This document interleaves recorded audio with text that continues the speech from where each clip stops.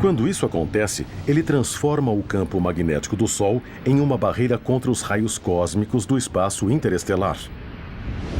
Essa é a heliosheath. Heliosheath.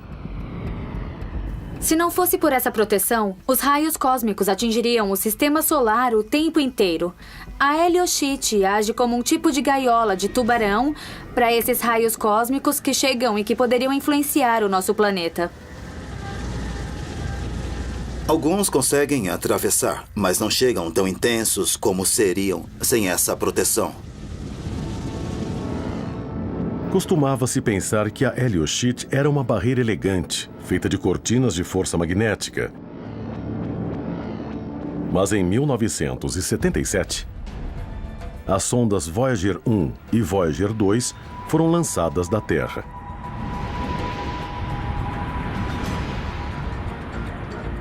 No início do século XXI, esses aparelhos enviaram informações indicando que as linhas de força magnética do Sol não fluem suavemente. Elas se rompem e se reagrupam em uma espuma magnética agitada. E cada bolha dessa espuma tem 160 milhões de quilômetros de largura. Pensávamos que era uma barreira suave e agradável, mas na verdade esse é um lugar agitado com muitas bolhas e padrões. Acho que sempre haverá pessoas que pensam que o universo é mais elegante do que é e pessoas que acham que é mais violento do que é. E sempre nos surpreendemos de um modo ou de outro. A verdade é que alguns aspectos do universo são muito elegantes e outros aspectos são muito confusos. Onde estão as áreas elegantes de nossa região na galáxia e onde estão os lugares perigosos? Isso é difícil de saber com tanto gás e poeira no cosmos. É como se olhássemos atrás de mim, em Hollywood, tem até um arco ali, o prédio da Capitol Records. Mal se consegue vê-lo.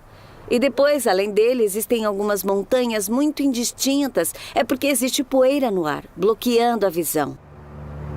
E a própria montanha impede minha capacidade de ver além dela. E é meio como a poeira em nuvens moleculares muito densas.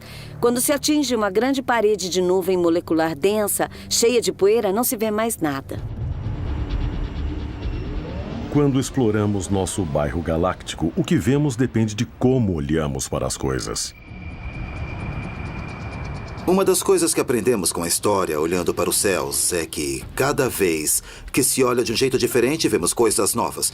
E olhar para os céus de um jeito diferente muitas vezes significa só olhar numa parte diferente do espectro eletromagnético. Quando olhamos para os céus com nossos olhos ou com a ajuda de telescópios ópticos, na parte visível do espectro nós vemos os céus noturnos e há muito para ver. Mas isso é só uma fração do que existe ali. Alguns telescópios espaciais veem através da poeira cósmica com visão infravermelha, similar à usada pelas câmeras infravermelhas comuns. Eu trouxe comigo este saco plástico. E quando eu ponho a minha mão dentro do saco, você não pode ver quantos dedos estou mostrando. Com a câmera infravermelha, você vê o calor saindo do meu corpo e o meu rosto, que é quente, fica vermelho e branco. Mas meu cabelo, que é frio, aparece azul. Assim, com a câmera infravermelha, você deve perceber quantos dedos eu estou mostrando, mesmo que não possa ver através do saco. É assim que os astrônomos olham através da poeira cósmica quando querem ver coisas que estão ocultas à visão. Por exemplo, as estrelas que nascem são muito quentes e ficam ocultas em poeira. Mas nós as vemos com o infravermelho. Alguns objetos são transparentes ou opacos, dependendo da frequência da luz que está tentando passar por eles.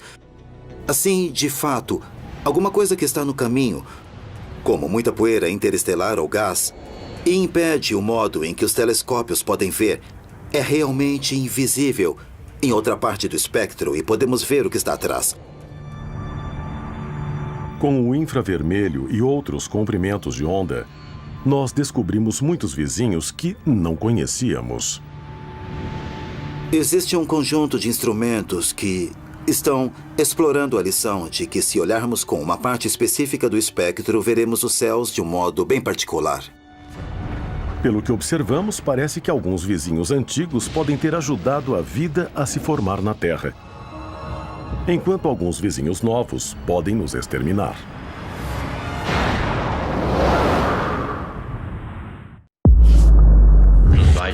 This administration